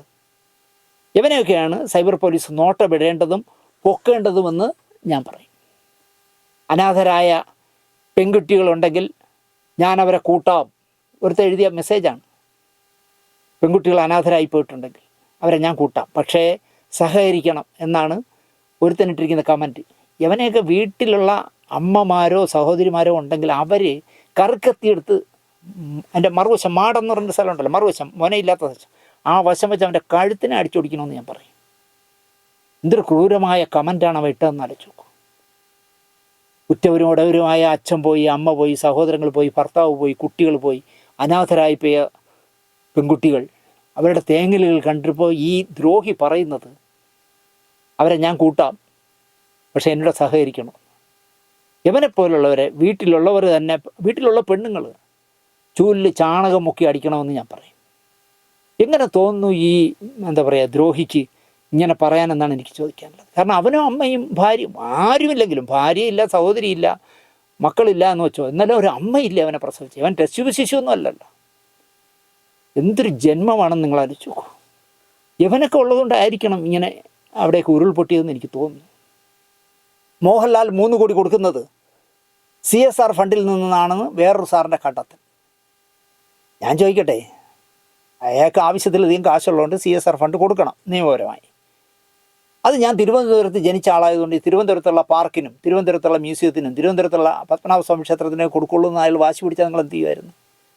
നിങ്ങൾ ആലോചിച്ചപ്പോൾ ഒരു മനുഷ്യൻ ഒരു ദുരന്ത മുഖത്ത് ചെന്നപ്പോൾ അയാൾക്ക് സഹിക്കാൻ വയ്യാതായപ്പോൾ അയാൾ 25 ലക്ഷം രൂപ മുഖ്യമന്ത്രിയുടെ ദുരിതാശ്വാസ നിധിയിൽ കൊടുത്തിട്ട് 3 കോടി രൂപ ഞാൻ എൻ്റെ അച്ഛൻ്റെയും അമ്മയുടെയും പേരിലുള്ള ട്രസ്റ്റിൽ നിന്ന് തരാമെന്ന് പറഞ്ഞാൽ അത് അവിടെ അവസാനിപ്പിക്കണ്ടേ? ആ വലിയ മനസ്സിനെ അംഗീകരിക്കണ്ടേ? അല്ലെങ്കിൽ അവിടെ ഒരു സ്കൂൾ താർന്ന് കിടക്കുന്ന കണ്ടപ്പോൾ കൂടെ പോയ മേജർ രവി ആ സ്കൂൾ അദ്ദേഹമാണ് അതിൻ്റെ മാനേജിങ് ഡയറക്ടർ എന്ന് പറഞ്ഞാൽ അവിടെ അവസാനിപ്പിക്കേണ്ടതല്ലേ ആ വലിയ മനുഷ്യൻ്റെ മനസ്സിനെ? അതിന് പകരം CSR ഫണ്ട് എടുത്ത് കൊടുക്കുന്നത് വലിയ പ്രശ്നമൊന്നുമല്ല, അതൊരു മനുഷ്യ സ്നേഹമല്ല എന്നൊക്കെയാണ് പറയുന്നത്. വയനാട്ടിലല്ല, മലപ്പുറത്താണ് ദുരന്തം നടക്കേണ്ടതെന്നാണ് വേറൊരു പൊട്ടം പറഞ്ഞിരിക്കുന്നത്. എങ്ങനെ പറയാൻ തോന്നുന്നതാണ് ആലോചിക്കുന്നത്. എടാ, നീ കേരളത്തിലല്ലേ ജീവിക്കുന്നത്? ഈ ഉരുൾപൊട്ടൽ വയനാട്ടിലല്ല നടക്കേണ്ടത്, മലപ്പുറത്ത് നടക്കണമെന്നാണ്. എന്തുകൊണ്ടാണെന്ന് ഞാൻ പറഞ്ഞു തരണോ? മലപ്പുറത്ത് മുസ്ലിം കമ്മ്യൂണിറ്റി കൂടുതലുള്ളതാണ്. എന്നാൽ ആ മുസ്ലിം കമ്മ്യൂണിറ്റി കൂടുതലുള്ള സ്ഥലത്ത് നിന്ന് ജയിക്കുന്നത് ഹിന്ദുക്കളാണെന്നുള്ള ബോധമെങ്കിലും അവനുണ്ടോ? ശ്രീരാമകൃഷ്ണൻ അടക്കം എത്രയോ പേര് ജയിച്ച നാടല്ലേ? അല്ലെങ്കിൽ ഇമ്പിച്ചി ബാബയെ പോലെ ഒരു വലിയ മനസ്സുള്ള മനുഷ്യൻ. പണ്ട് ഞാൻ കേട്ടിട്ടുള്ളത് സിഗരറ്റ് കൂടിൻ്റെ കവറിൽ ജോലിയുടെ അപ്പോയിൻമെൻറ്റ് എഴുതി കൊടുക്കും കടത്തണിയിരുന്നെന്നാണ് പറഞ്ഞ ആ സഖാവിനെ കുറിച്ച്. അദ്ദേഹത്തിൻ്റെ മകൻ മുഷ്താഖിൻ്റെ അടുത്ത സുഹൃത്താണ്. പക്ഷേ ഞാൻ മുഷ്താഖിനോട് ചോദിച്ചിട്ടില്ല, മുഷ്താഖെ നിൻ്റെ വാപ്പ ഇങ്ങനെ എഴുതി കൊടുക്കുമായിരുന്നു എന്ന് ഞാൻ ചോദിച്ചിട്ടില്ല. എന്തായാലും വലിയ മനസ്സുള്ള ഒരുപാട് പേർ ജീവിക്കുന്ന നാട്ടിൽ അവിടെയാണ് ഉരുൾപൊട്ടേണ്ടതെന്ന് പറയുന്നവൻ്റെ മനസ്സ്, ഞാൻ പറയും കുഷ്ഠമല്ല, അവൻ്റെ മനസ്സ് എയ്ഡ്സ് പിടിച്ചതാണെന്ന് ഞാൻ പറയും. കണ്ണൂരിൽ കണ്ടില്ലേ ഒരു ജോർജ്, അവന് 2-3 അമ്മമാർ പിഞ്ചു കുട്ടികൾ പ്രസവിച്ച് 1 വയസ്സ് പോലും ആകാത്ത കുട്ടികൾക്ക് മുലപ്പാൽ മാത്രമേ ഭക്ഷണമുള്ളെങ്കിൽ ഞങ്ങൾ വന്ന് നൽകാമെന്ന് അന്തസ്സായി, മലയാളി മാത്രമേ അങ്ങനെ പറയുള്ളന്നേ, അന്തസ്സായി ഭാര്യയും ഭർത്താവും പറയുകയാണ് ഞങ്ങൾ ആ കുട്ടികൾക്ക് പാലൂട്ടാം മുലയൂട്ടാം എന്ന് പറഞ്ഞപ്പോൾ കണ്ണൂരുകാരൻ ഒരു ജോർജ് എന്ന് പറഞ്ഞ ഒരു വൃത്തികെട്ടവൻ, മനസ്സിൽ നേരത്തെ പറഞ്ഞല്ലോ കുഷ്ഠം പിടിച്ചവൻ, അവൻ പറഞ്ഞത് എനിക്ക് അല്പം ആവശ്യമുണ്ടെന്നാണെന്ന് പറഞ്ഞത്. പക്ഷേ ആ ജോർജിൻ്റെ അവസ്ഥ നിങ്ങൾ കണ്ടു കാണുമല്ലേ? ഏതോ 4-5 ചെറുപ്പക്കാർ ചേർന്ന് ഇടിച്ച് ഏപ്പിനെടുത്ത് കളഞ്ഞു. ഇത് പലയിടത്തും നമ്മൾ നിയമപരമായി പോയ അവനെയൊക്കെ വെറുതെ വിടുന്നേ. അയാളങ്ങനെ ആ സമയത്ത് എന്തോ മനസ്സിൽ എന്തോ തോന്നി പറഞ്ഞായിരിക്കും, വിട്ടേക്കുമെന്ന് കോടതി പറയും. അതുകൊണ്ട് അപ്പോൾ ഉള്ളത് അപ്പോൾ കൊടുക്കുന്ന ഇത്തരം കാര്യങ്ങൾക്ക് കൊടുക്കുന്നതിനോട് യോജിക്കുന്ന ആളാണ് ഞാൻ. നിയമപരമായി അത് തെറ്റായിരിക്കാം, പക്ഷേ എങ്കിൽ പോലും ഈ ജോർജുമാരൊന്നും മേലിൽ പറയരുത്. അയ്യോ അവന് വർത്തമാനം പറയാൻ വയ്യാട്ടെ, ഇടിച്ച് ഊപ്പ കളഞ്ഞു. ആരോ ഫോൺ വിളിച്ച് സംസാരിക്കുന്നുണ്ട്. ജോർജ് അല്ലേ? അതെ. ഇവിടെ കുറച്ച് മുലപ്പാൽ റെഡിയാണ്, വരുന്ന സാറേ, ഞാൻ അറിയാതെ പറഞ്ഞതാണ് സാറേ. കാരണം ഇടിച്ച് അസ്ഥിവാരം തോണ്ടിയെന്ന് എനിക്ക് തോന്നുന്നു. വേറൊരു പ്രാന്തം പറയുന്നു, എന്താ ലാൽ മന്നത്ത്. അയ്യോ അവ എന്തൊക്കെ പറയുന്നത് കർമ്മഫലമാണെന്ന്. വയനാട്ടിൽ നടന്നത് കർമ്മഫലമാണ്. ഇത്രയും പേര് മണ്ണിനടിയിൽ പോയി ശ്വാസം കിട്ടാതെ വെള്ളം കിട്ടാതെ ചെളി കയറി മരിക്കണമെന്നുള്ളത് കർമ്മഫലമാണെന്ന് പറഞ്ഞ് ഈ ദ്രോഹിയൊന്നും ആക്കും വേണ്ടല്ലോ എന്നാണ് ഞാൻ ചോദിക്കുന്നത്. അവർക്കൊരു സഹായവും ചെയ്യരുതെന്നാണ് യവൻ ആഹ്വാനം ചെയ്യുന്നത്. യവൻ പറഞ്ഞ ഉടൻ തന്നെ കേരളത്തിൽ സഹായിക്കാനിരുന്ന എല്ലാവരും മതിയാക്കി. അത്ര ജനപിന്തുണയുള്ള ഒരു തെണ്ടിയാണ് പറഞ്ഞത്. ഒരു കുപ്പി വെള്ളവുമായി കാട്ടിലൂടെ കിലോമീറ്ററോളം നടന്ന് ചുമലിൽ മരിച്ച ഒരു മനുഷ്യൻ്റെ മൃതദേഹവും പുറത്തെടുത്ത് വരുന്ന ആൾക്കാരിൽ ഒരാളിൻ്റെ ടീഷർട്ട് നീല കളറുമാണ്, അതിൻ്റെ പുറകിൽ DYFI എന്ന് എഴുതിയിട്ടുണ്ട്. അത് കണ്ടപ്പോഴാണ് യവൻ പറയുന്നത് കർമ്മഫലത്തിൻ്റെ കാര്യമാണ്, കർമ്മഫലമാണ് ഈ കാണുന്നത്, അവരെയൊന്നും നമ്മൾ രക്ഷിക്കേണ്ട കാര്യമില്ല എന്ന് ഇവരും പറയുന്നു. ടി ജി പറയുന്ന അതിനപ്പുറമാണ്. ടി ജി പറയുന്നത് നാളെ ഉരുൾപൊട്ടുമെന്നറിഞ്ഞുകൊണ്ട് യൂത്ത് കോൺഗ്രസ്സുകാർ, DYFIക്കാർ, പിന്നെ ഏതൊക്കെ MSF എന്തൊക്കെ പറഞ്ഞിട്ടുണ്ട്, എനിക്ക് അതിൻ്റെ പേരുകൾ അറിയില്ല, ഏതൊക്കെയോ മുസ്ലിം സംഘടനകളാണ്, അവരൊക്കെ യൂണിഫോം തലേ ദിവസം അടിച്ചു വെച്ചിരുന്നു എന്നാണ് പറഞ്ഞത് ഈ ദുരന്ത സ്ഥലത്ത് ഇട്ടുകൊണ്ട് പോകാൻ. എന്തൊരു, ഇദ്ദേഹം വക്കീൽ എന്നാണ് പറഞ്ഞത്, എന്ത് വക്കീൽ ഈ മോഹൻദാസ്? എങ്ങനെ ഈ മനസ്സിൽ നിന്ന് ഇതൊക്കെ വരുന്നു എന്നാണ് ഞാൻ ആലോചിക്കുന്നത്. നല്ലത് ചെയ്യുന്നവരെ ദയവായി നോവിക്കരുത് എന്നാണ് നടൻ ബാല പറഞ്ഞത്. കേരളത്തിലെ മുടി വെട്ടുന്നവരുടെ സംഘടന, ബാർബേഴ്സ് അസോസിയേഷൻ്റെ ശക്തമായൊരു സംഘടനയുണ്ട്. അവർ പറഞ്ഞത് ഞങ്ങളുടെ കയ്യിൽ ചില്ലി കാശില്ല, പകരം വയനാട്ടിലെ ദുരിത സ്ഥലത്ത് സൗജന്യമായി ഞങ്ങൾ മുടിവെട്ടി കൊടുക്കാമെന്ന് പറഞ്ഞു. സത്യം പറഞ്ഞാൽ നല്ലൊരു സല്യൂട്ട് ബാർബേഴ്സ് അസോസിയേഷന് കൊടുക്കണമെന്ന് ഞാൻ പറയും. അതാണ് മനസ്സ്. ഞങ്ങൾ കാശില്ല സാർ, പക്ഷേ താടിയെടുക്കാൻ നിവൃത്തിയില്ല, അത് മുടിവെട്ടാൻ നിവൃത്തിയില്ല, കാരണം ബാർബർ ഷോപ്പ് ഒന്നും ഇല്ലല്ലോ അവിടെ. അങ്ങനെ ദുരന്ത സ്ഥലത്തുള്ളവർക്കെല്ലാം ഞങ്ങൾ സൗജന്യമായി വെട്ടിക്കൊടുക്കാമെന്ന് പറയുന്നവരുടെ മനസ്സ് വളരെ വിശാലമാണെന്ന് ഞാൻ പറയും. TG മോഹൻദാസിനെ പോലെ LLB ഒന്നും എടുത്തിട്ട് ഒരു കാര്യമില്ലെന്നേ. ഈ ബാർബേഴ്സ് അസോസിയേഷൻ്റെ നേതാക്കളെയൊക്കെ വേണം നമ്മൾ നമിക്കേണ്ടത്. തെലുങ്ക് സിനിമകളുടെ ഒരു കാലത്തെ സൂപ്പർ താരമായിരുന്നല്ലോ ചിരഞ്ജീവി, രജനീകാന്തിൻ്റെയും ശ്രീനിവാസൻ്റെയും കൂടെ പഠിച്ച ചിരഞ്ജീവി. അദ്ദേഹവും അദ്ദേഹത്തിൻ്റെ മകൻ രാം ചരനും ചേർന്ന് 1 കോടി രൂപ മുഖ്യമന്ത്രിയുടെ ദുരിതാശ്വാസ നിധിയിൽ കൊടുത്ത് ചിരഞ്ജീവി തിരുവനന്തപുരത്ത് വന്ന് മുഖ്യമന്ത്രിയെ ഏൽപ്പിച്ചു. അതുപോലെ മദ്രാസിൽ, ചെന്നൈയിൽ സ്ഥിര താമസക്കാരിയായ സുഹാസിനി, നമ്മുടെ ലിസി, കുഷ്ബു, മീന, പിന്നെ ഒരു കാലത്ത് ഈ സുന്ദര കുട്ടപ്പനായിട്ട് അഭിനയിച്ച ഒരു രാജ്കുമാർ ഉണ്ടല്ലോ, നമ്മുടെ MGR ലതയുടെ സഹോദരൻ രാജ്കുമാർ.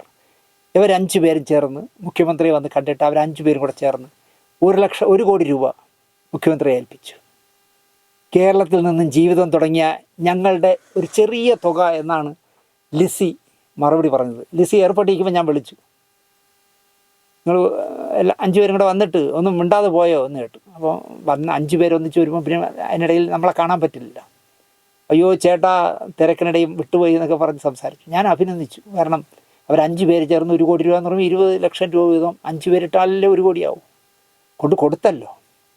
DYFIക്കാർ നടത്തുന്ന വയനാട്ടിലെ ദുരിതാശ്വാസത്തിന് വേണ്ടി കാശ് സ്വരൂപിക്കാനായിട്ട് ഒരു തട്ടുകട നടത്തി. ആ തട്ടുകടയിൽ ചായ അടിക്കുന്ന ആരെന്ന് കണ്ടപ്പോൾ എനിക്ക് കൗതുകം തോന്നി. എന്നാൽ താൻ കേസുകോട് എന്ന് പറഞ്ഞതിൽ ജഡ്ജിയായിട്ട് അഭിനയിച്ച PK കുഞ്ഞികൃഷ്ണൻ ആണ് ചായ അടിക്കുന്നത്. നിങ്ങൾ ആലോചിച്ച് നോക്കിയേ, DYFIക്കാർ നടത്തുന്ന ചായക്കട. അവിടെ നിന്ന് ബജിയോ പഴംപൊരിയോ എന്തെങ്കിലുമൊക്കെ വാങ്ങി നമ്മൾ കഴിച്ചാൽ അതിൽ നിന്ന് കിട്ടുന്ന ലാഭം വയനാട്ടിന് കൊടുക്കാൻ തീരുമാനിച്ചു. എവിടെ നോക്കുമ്പോൾ കിളി മീൻ വിൽക്കുന്നു, ആ മീൻ വിൽക്കുന്നതിൽ നിന്ന് കിട്ടുന്ന ലാഭം വയനാട്ടിന് കൊടുക്കാൻ. കൊച്ചു കുട്ടികൾ കുടുക്ക പൊട്ടിക്കുന്നു, അതിൻ്റെ മൊത്തം എത്ര ഉണ്ടോ അത്രയും വയനാട്ടിന് കൊടുക്കാൻ. ഇങ്ങനെ ഒരുപാട് പേര്, ലക്ഷക്കണക്കിന് പേര് അങ്ങനെ ചെയ്യുന്നുണ്ട്. പക്ഷേ ഈ PK കുഞ്ഞികൃഷ്ണൻ ചായ അടിക്കുന്നുണ്ടപ്പോൾ എനിക്ക് നല്ല ഇരുത്തം വന്ന ചായ അടിക്കാരനായിട്ട് നിന്ന് ചായ അടിക്കുന്നു. എന്നാൽ ഇതേ ചിത്രത്തിൽ അഭിനയിച്ച, വക്കീലായിട്ട് അഭിനയിച്ച ഒരാളുണ്ടല്ലോ, ഷുക്കൂർ എന്ന് പറഞ്ഞിട്ട്, ഷുക്കൂർ വക്കീൽ, ഷുക്കൂർ, അദ്ദേഹം ഒരബദ്ധം കാണിച്ചു. വക്കീലാണല്ലോ. വയനാട് ദുരന്തത്തിൻ്റെ പേരിലുള്ള ഫണ്ട് ശേഖരണത്തിന് നിയന്ത്രണം ആവശ്യപ്പെട്ട് അദ്ദേഹം ഒരു പൊതു താല്പര്യ ഹർജി ബഹുമാനപ്പെട്ട ഹൈക്കോടതിക്ക് കൊടുത്തു. ഇങ്ങനെ ആവശ്യമില്ലാതെ മുഖ്യമന്ത്രിയും കേരളത്തിലെ സംഘടനകളും ഒക്കെ ചേർന്ന്, രാഷ്ട്രീയ പാർട്ടികളും ഒക്കെ ചേർന്ന് ഇങ്ങനെ പൈസ പിരിക്കാൻ പാടില്ല വയനാട്ടിലേക്ക്. അതിനൊരു കൺട്രോൾ വരുത്തണം. കാരണം ഇദ്ദേഹം, എനിക്ക് തോന്നുന്നു ഈ ഷുക്കൂർ മുസ്ലിം ലീഗിൻ്റെ ആളാണ് തോന്നുന്നു, മുസ്ലിം ലീഗാണ്. അപ്പോൾ അദ്ദേഹം കൊണ്ടുവന്നൊരു പൊതു താല്പര്യ ഹർജി കൊടുത്തു. പ്രശസ്തിക്ക് വേണ്ടിയാണോ ഹർജി നൽകിയതെന്നാണ് ആദ്യം കോടതി ചോദിച്ചത്, ഹൈക്കോടതി ചോദിച്ചത്. ചോദിച്ചെന്ന് മാത്രമല്ല, ഇങ്ങനെ ആവശ്യമില്ലാത്ത, നാടിന് ഉപകാരമില്ലാത്ത ഇത്തരം കേസുകളുമായി കയറി വന്നതിൻ്റെ പേരിൽ ഷുക്കൂർ വക്കീലിന് 25,000 രൂപ ഫൈൻ അടിച്ചു കൊടുത്തു. എന്നിട്ട് പറഞ്ഞ് ആ 25,000 രൂപ കൊണ്ടുവന്ന് മുഖ്യമന്ത്രിയുടെ ദുരിതാശ്വാസ നിധിയിലിടാൻ പറഞ്ഞു. അവിടെയാണ് PK കുഞ്ഞികൃഷ്ണൻ്റെയും ഷുക്കൂറിൻ്റെയും കാഴ്ചപ്പാടിൻ്റെ പ്രശ്നം നമുക്ക് മനസ്സിലാവും. ഒരാൾ ചായ അടിക്കുന്നു, ഒരാൾ സർക്കാരിനെതിരെ ദുരിതാശ്വാസ നിധിയിലേക്ക് പൈസ കൊടുക്കരുത് എന്ന് പറഞ്ഞ് കേസ് കൊടുക്കുന്നു.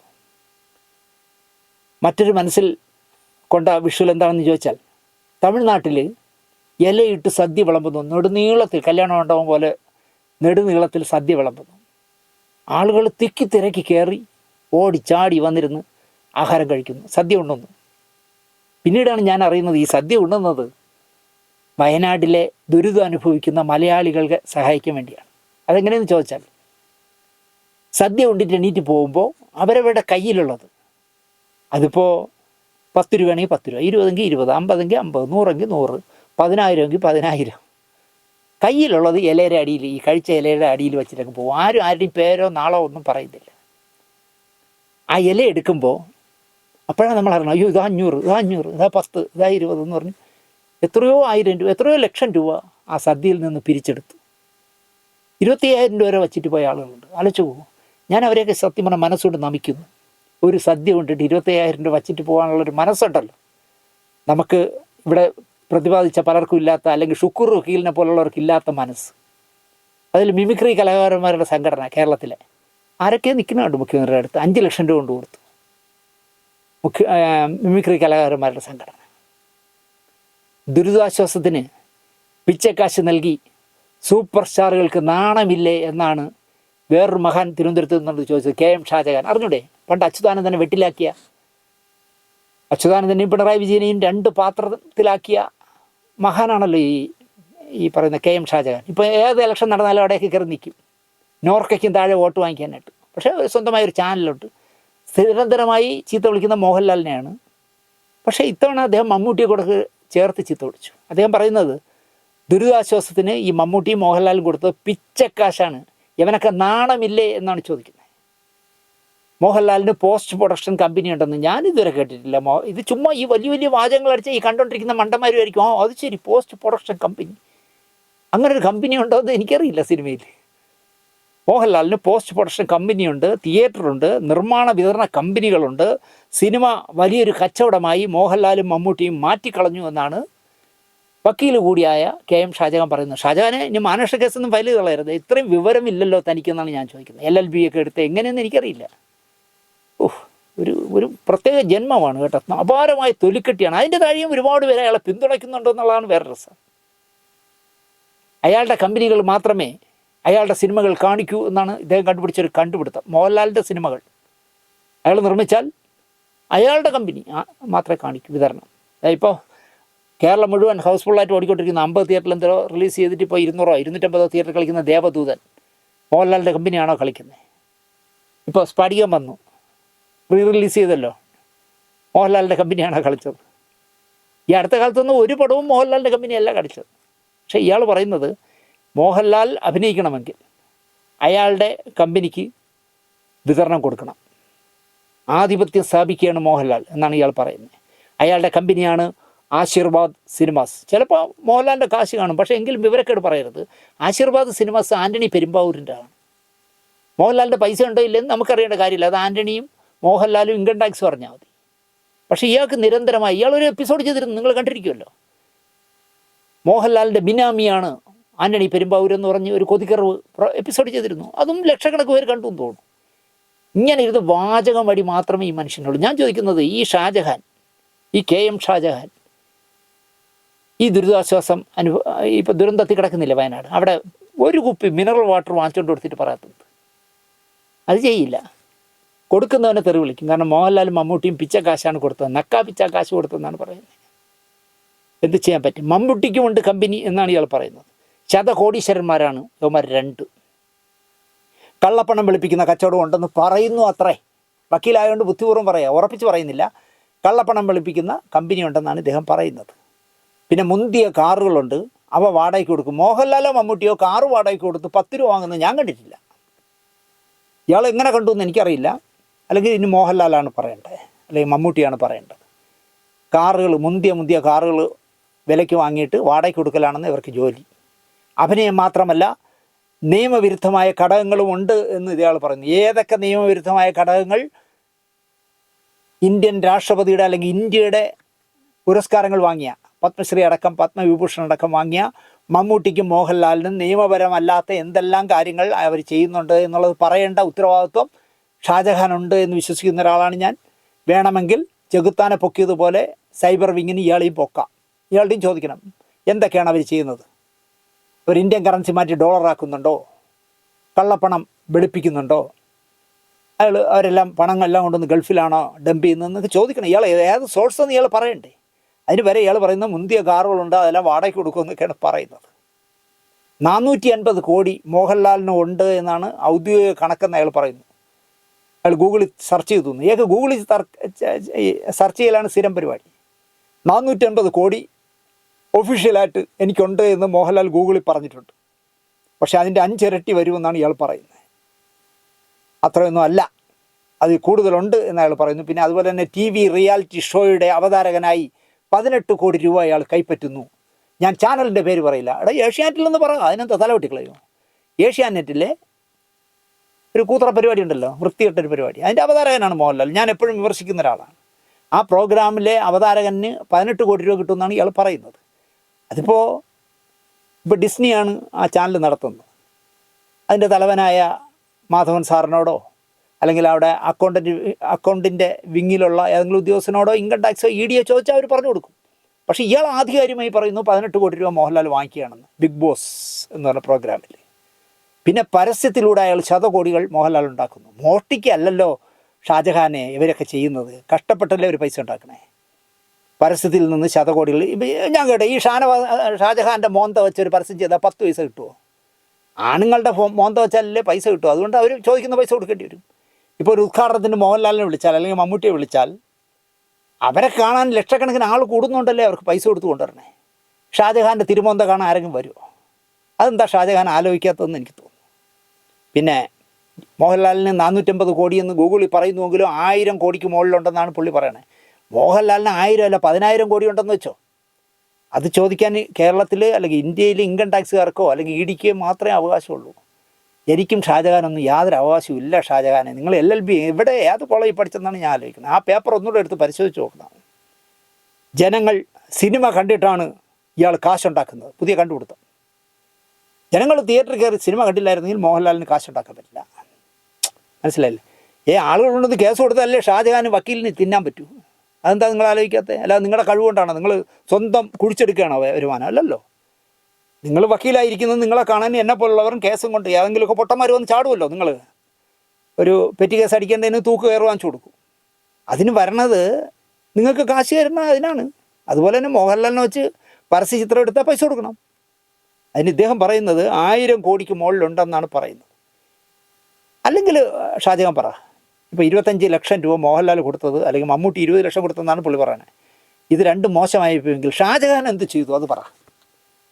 ഈ നാട്ടിലെ നമ്മളെ അമ്മ പെങ്ങന്മാരെ പോലെ നമ്മൾ കാണേണ്ട, സഹോദരങ്ങളെപ്പോലെ കാണേണ്ട നൂറുകണക്കിന് പേരെ തിരിച്ച് കിട്ടാതെ പോയിട്ട് ആ നാട്ടിൽ ദുരന്തം അനുഭവിക്കുമ്പോൾ ഷാജഹാൻ ഒരു കുപ്പി 15 രൂപ കൊടുത്ത് റെയിൽവേ സ്റ്റേഷനിൽ നിന്ന്, വെളിയിൽ നിന്ന് വാങ്ങിച്ചാൽ 20 കൊടുക്കണം പോട്ടെ, റെയിൽവേ സ്റ്റേഷനിൽ നിന്ന് 15 രൂപയുടെ ഒരു മിനറൽ വാട്ടർ കുപ്പി വാങ്ങി ആരുടെയെങ്കിലും കയ്യിൽ വയനാട്ടിലേക്ക് കൊടുത്ത് അയച്ചിട്ടുണ്ടോ ഷാജഹാൻ? ആ മാതൃഭൂമിയിലേറ്റ കൊണ്ട് കൊടുത്തിട്ട് എൻ്റെ 15 രൂപ ഒരു കുപ്പിയേ ഉള്ളൂ എന്ന് പറഞ്ഞ് കൊടുക്കണം.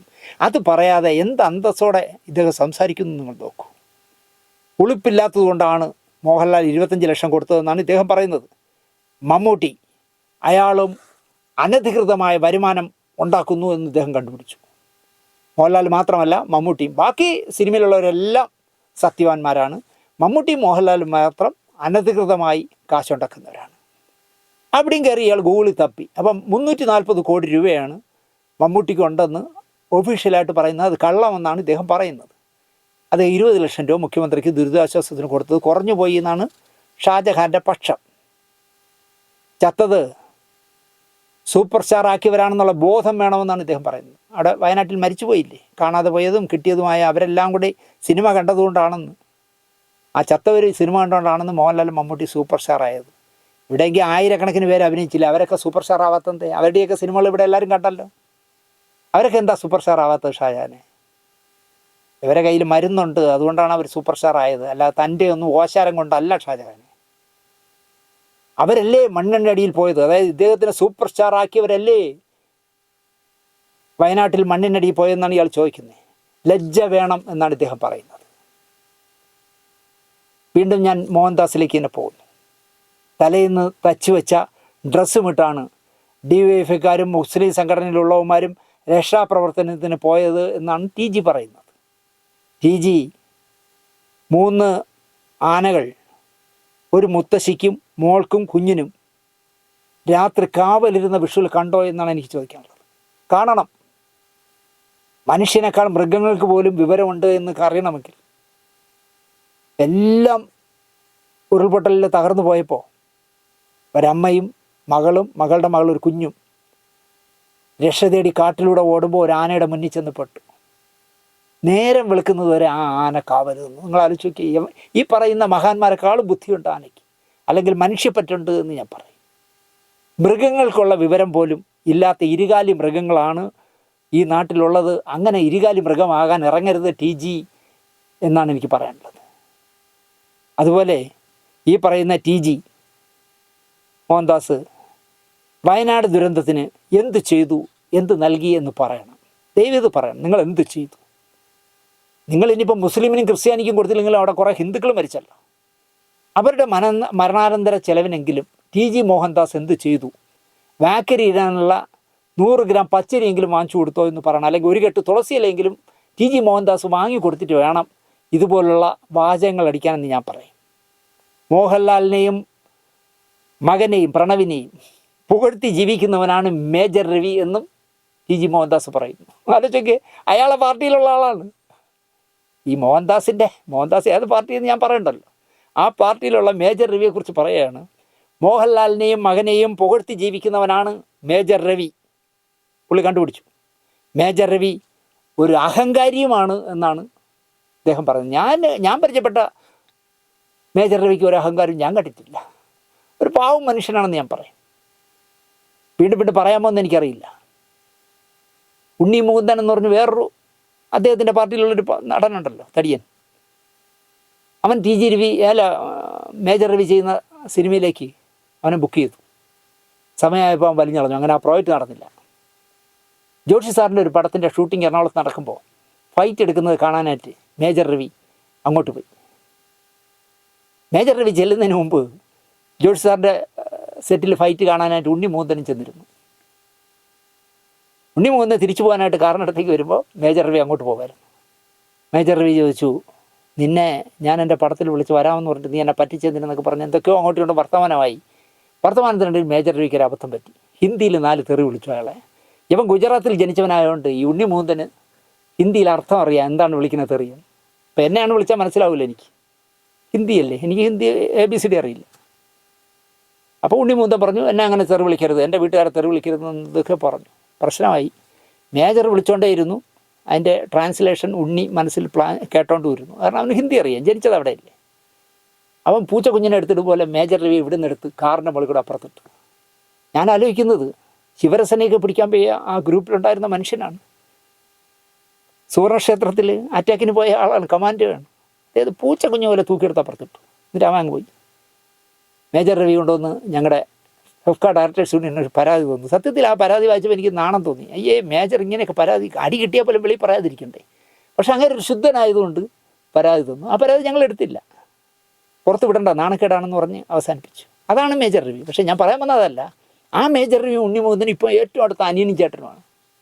അവർ കെട്ടിപ്പിടിച്ചിട്ടിരിക്കുന്ന ഫോട്ടോ കണ്ടപ്പോൾ എനിക്ക് സന്തോഷം തോന്നി. അത്രയും എന്താ പറയുക, നിഷ്കളങ്കനായ ഒരു പാവം മനുഷ്യനാണ് മേജർ രവി. പ്രത്യേകിച്ച് ഇപ്പോൾ ഈ അടുത്ത കാലത്ത് ഞാൻ നേരത്തെയും പറഞ്ഞല്ലോ, ഒരു മേജർ ഓപ്പറേഷൻ കഴിഞ്ഞ ആളാണ്. ആ മനുഷ്യൻ വയനാട് വരെ ചെന്നുവെങ്കിൽ അയാൾ അഭിനന്ദിക്കുകയല്ലേ ചെയ്യണ്ടേ. അതിന് പകരം TG മോഹൻദാസ് പറയുന്നത് അയാളൊരു നിഷേധിയാണ്, പ്രണവിനെയും മോഹൻലാലിനെയും സുഖിപ്പിച്ച് കിടന്ന് ജീവിക്കുന്നു പറയുന്നത്. രക്തപ്പുഴ ഒഴുക്കേണ്ടി വരുമെന്നും TG പറയുന്നു. എവിടെ രക്തപ്പുഴ എന്നാണ് ഞാൻ ആലോചിക്കുന്നത്. ഇങ്ങനെ ഇത് പറഞ്ഞിട്ട് ഞാൻ പതുക്കെ അങ്ങനെയാണ് നോക്കിയത്. ആ ശരീരത്തിൽ ആവശ്യമുള്ള രക്തം പോലും ഇല്ല എന്നെനിക്ക് തോന്നുന്നു. വന്ധ്യവയോധികനായ ഒരു മനുഷ്യനാണ്. പക്ഷെ വായിന്ന് വരുന്നത് ഇങ്ങനെയുള്ള വാക്കുകളൊക്കെയാണ്. രക്തപ്പുഴ ഒഴുക്കേണ്ടി വരും എന്നുള്ളൊരു സന്ദർഭം വന്നാൽ ഒഴുക്കണം എന്നാണ് അദ്ദേഹം പറയുന്നത്. ഇദ്ദേഹവും വക്കീലാണ്. ഇതിലേറ്റവും വലിയ രസം, ഇദ്ദേഹവും മറ്റേ ആ കേരളത്തിൽ നിന്ന് പോയ ആ വിടുവായനും കൂടെ ഇരുന്ന് നടത്തുന്ന അഭിമുഖത്തിൻ്റെ താഴെ ആളുകൾ എഴുതിയിരിക്കുന്ന കമൻറ്റുകൾ വായിച്ചപ്പോൾ TGക്ക് കുറേ പേരുകൾ ഇട്ടിരിക്കുന്നു. അതിൽ വിമ്മിഷ്ടം എന്നാണ് ഒരു പേര്, വേതാളം, ചുള്ളിക്കമ്പ്, നീർക്കോലി, ജീവനുള്ള അസ്ഥികൂടം, കരിമ്പൂതത്തിന് പെരിച്ചാഴിയിലുണ്ടായവൻ, ഉണക്കച്ചുള്ളി, നനഞ്ഞ ചുള്ളി, കൊള്ളിച്ചൂട്ട, വൈബ്രേറ്റർ. അതെനിക്ക് ഭയങ്കര ഇഷ്ടപ്പെട്ടു. വൈബ്രേറ്റർ സംസാരിക്കുമ്പോൾ ഒരു കുഴച്ചിലുണ്ട്. ഇങ്ങനെ കുറേ പേരുകൾ TGക്ക് ഇട്ടിരിക്കുന്നു അതിൽ. അപ്പോൾ ആലോചിച്ച് നോക്കൂ, ആളുകൾ എത്ര വിവരമുള്ളവരാണ്. TG മോഹൻദാസിനോട് എനിക്ക് പറയാനുള്ളത്, അമേരിക്കൻ പ്രസിഡന്റ് ജോ ബൈഡൻ പോലും വയനാട്ടിലെ ദുരന്തത്തിൽ അനുശോചിച്ചു. ഇവിടുത്തെ ഇരുകാലികൾ രാഷ്ട്രീയത്തിൻ്റെയും ജാതിയുടെയും മതത്തിൽ കണക്കും പറഞ്ഞിരിക്കുന്നത് തെറ്റാണ് എന്നാണ് എനിക്ക് മോഹൻദാസിനോട് പറഞ്ഞത്. ഞാനൊന്നും ഉപദേശിക്കേണ്ട ആളല്ല. LLB ഒക്കെ എടുത്ത് വലിയ വലിയ വലിയ കാര്യങ്ങൾ പറയുന്ന ആളാണ് TG മോഹൻദാസ്. പക്ഷെ അയാളെപ്പോലുള്ളൊരു മനുഷ്യൻ ഇങ്ങനെ വിവരം കെട്ട ഈ സന്ദർഭത്തിൽ വിവരം കെട്ട വർത്തമാനം പറയുക എന്ന് പറഞ്ഞാൽ ഞാൻ പറയും മറ്റേ ചെകുത്താനേക്കാളും സൂരജ് പാലക്കാരനേക്കാളും മുമ്പേ അറസ്റ്റ് ചെയ്യേണ്ടത് ഈ മനുഷ്യനാണെന്ന് ഞാൻ പറയും. പക്ഷേ പ്രായവും ഒരു വലിയ ഇന്ത്യ ഭരിക്കുന്ന ഒരു പാർട്ടിയുടെ രാഷ്ട്രീയ നേതാവൊക്കെ വേണ്ട, ആ പാർട്ടിക്കും വേണ്ട ഇയാളെ, അതാണ് പ്രശ്നം. പക്ഷേ കടന്ന കൈയായിപ്പോയി TG മോഹൻദാസ് എന്നാണ് എനിക്ക് പറയാനുള്ളത്. ഞാൻ ഇന്നലെ ഒരു തീരുമാനമെടുത്തു. ഇനി ഈ ABC എന്ന് പറഞ്ഞ ഇതിൽ മോഹൻദാസും ആ വിവരം കെട്ടവനും കൂടെ, കേരളത്തിൽ നിന്ന് പോയ ആ വിവരം കെട്ടവനും കൂടെ ഇരുന്ന് ചോദ്യോത്തരങ്ങൾ പറയുന്നത് ഇനി കാണില്ല എന്ന് തീരുമാനിച്ചു. ആ ചാനൽ ഇനി കാണില്ല, മലയാളികൾ കാണരുത് എന്ന് ഞാൻ പറയും. പറഞ്ഞു പോയാൽ നമ്മൾ ഇനി ഒരുപാട് പറയട്ടെ, ഇപ്പം തന്നെ ഒരുപാടായി. എന്തായാലും ജയിലിൽ നിന്ന് സ്റ്റേഷനിൽ നിന്ന് ലോക്കപ്പിൽ നിന്ന് ഇറങ്ങിയ, തടവിൽ നിന്ന് ഇറങ്ങിയ ചെകുത്താൻ പറയുന്നു, ഞാൻ ഈ പ്രശ്നമായിട്ട് മുമ്പോട്ട് പോകും, മോഹൻലാലിനെതിരെ പട്ടാളത്തിൽ കേസ് കൊടുക്കുമെന്നാണ് പറയുന്നത്. ഞാൻ അറിഞ്ഞ വിവരം വെച്ച് തിങ്കളാഴ്ചയോ ചൊവ്വാഴ്ചയോ ടെറിട്ടറി ആർമി ഇയാളുടെ പേരിൽ പട്ടാളത്തെ അവഹേളിച്ചതിൻ്റെ പേരിൽ നിനക്കൊക്കെ പൈസ തരുന്നത് ജോലി ചെയ്യാനാണ്, നീയൊന്നും രാജ്യസ്നേഹികളൊന്നുമല്ല, നിനക്കൊക്കെ ശമ്പളം തരുന്ന കൂലിക്കാരനാണ് നീയൊക്കെ എന്നൊക്കെ പറഞ്ഞ് പട്ടാളത്തിനെ അധിക്ഷേപിക്കുക എന്ന് പറഞ്ഞാലേ ഇത്തിരി കടന്ന കൈയായിപ്പോയി. സ്വന്തം അമ്മയും അച്ഛനെയും പറയുന്നതിനേക്കാൾ മോശമാണ് രാജ്യത്ത് സേവിക്കുന്ന, രാജ്യത്തിന് വേണ്ടി ആത്മാവ് കൊടുക്കാൻ നിൽക്കുന്ന പട്ടാളക്കാരെ പുച്ഛിക്കുന്നത്. അപ്പോൾ പട്ടാളത്തിൽ നിന്നെന്തോ കേസ് വരാൻ സാധ്യതയുണ്ട്. എന്തായാലും ചെകുത്താൻ്റെ കാര്യം ഒരു പരിമാവുമെന്ന് തോന്നുന്നു. അതിൻ്റെ കൂട്ടത്തിൽ ഈ TG മോഹൻദാസിനെ കൂടെ ആരെങ്കിലും കൊണ്ടുപോകണം എന്ന് മാത്രം പറഞ്ഞുകൊണ്ട്, മോഹൻലാലും മമ്മൂട്ടിയൊന്നും ആരുടെയും ഔദാര്യത്തിലോ മോഹൻദാസ് അടക്കമുള്ളവർ സിനിമ കണ്ടതുകൊണ്ടോ ഒന്നുമല്ല സൂപ്പർ സ്റ്റാർ ആയത്, രണ്ടെണ്ണത്തിൻ്റെയും മരുന്നുള്ളത് കൊണ്ടാണെന്ന് ഞാൻ പറയും. കാരണം 74 വയസ്സാകാൻ പോകുന്ന ആളും 63 വയസ്സായ ആളും ഇപ്പോഴും 10-40 വർഷമായി മലയാള സിനിമയെ നിയന്ത്രിക്കുന്ന രീതിയിൽ നിൽക്കുന്നുവെങ്കിൽ, അവരാണിപ്പോഴും മലയാളത്തിൽ ഏറ്റവും കൂടുതൽ പ്രതിഫലം വാങ്ങുന്നവരെങ്കിൽ, അവരുടെ സിനിമ കാണാനാണ് ജനം തള്ളുന്നത്. നിങ്ങൾ പോയി ആ ദേവദൂതൻ കാണൂ, മോഹൻദാസ് തിയേറ്ററിൽ കയറി നോക്കൂ, പ്രകമ്പനം കൊള്ളിക്കുന്ന ആരാധകരുടെ കയ്യടി പോയി കാണൂ. മോഹൻലാലിനെയും മമ്മൂട്ടിയൊന്നും എഴുതിത്തള്ളറായില്ല മോഹൻദാസ്. നിങ്ങളെ എന്നേ ജനം എഴുതി തള്ളി, കേരളത്തിലെ ജനമല്ല, നിങ്ങളെ പാർട്ടി എഴുതി തള്ളി. നിങ്ങളെ പറഞ്ഞു വരുമ്പോൾ ഇത് രാഷ്ട്രീയമായി. ഇപ്പോൾ അതുകൊണ്ട് ഞാൻ നിർത്തുകയാണ്. കുറച്ചൊക്കെ സെൻസർ ചെയ്യണം മോഹൻദാസെ. വീട്ടിലിരിക്കുന്നവരെങ്കിൽ പറയിക്കരുത്. നിങ്ങൾക്ക് തലമുത്ത ഒരുപാട് പിള്ളേരൊക്കെ കാണില്ലേ, ആ പിള്ളേരെ എന്തിന് നാണം കെടുത്തുന്നു? റോഡിൽ പോകുമ്പോൾ ആരെങ്കിലുമൊക്കെ ചോദിക്കില്ലടാ നിൻ്റെ തന്തയ്ക്ക് ഇത്രയും വിവരമില്ല, എന്തോടാ അയാൾ പറയണ മണ്ടത്തരങ്ങളെന്ന് ചോദിപ്പിക്കാതിരിക്കാനെങ്കിലും മോഹൻദാസ് ശ്രദ്ധിക്കണം. അതുപോലെ ചെകുത്താനും സൂരജ് പാലക്കാരനും ഒക്കെ ഒരു സ്വയം നിയന്ത്രണം കൊണ്ടുവരുന്നത് നല്ലതാണ് എന്ന് മാത്രം പറഞ്ഞുകൊണ്ട് ഈ എപ്പിസോഡ് ഞാനിവിടെ അവസാനിപ്പിക്കുന്നു. മനഃപൂർവ്വം അല്ലെങ്കിൽ ഞാൻ ഈ കഥ എല്ലാവരെയും പേര് പറഞ്ഞ് എന്നെ പറഞ്ഞത് എന്താണെന്ന് വെച്ചാൽ മലയാളി അറിഞ്ഞിരിക്കണം. അതുകൊണ്ടാണ് എല്ലാവർക്കും. വയനാട്ടിൽ മണ്ണിനടിയിൽ ഇന്നലെ നരേന്ദ്രമോദി വന്നതുകൊണ്ട് തെരച്ചിൽ നടന്നിട്ടില്ല. നാളെ മുതൽ വീണ്ടും പുനരാരംഭിക്കും. കൈയറ്റുപോയ, ഉടലറ്റുപോയ, തലയറ്റുപോയ ഒരുപാട് ശവശരീരങ്ങൾ ഇനിയും മണ്ണിനടിയിലുണ്ട്.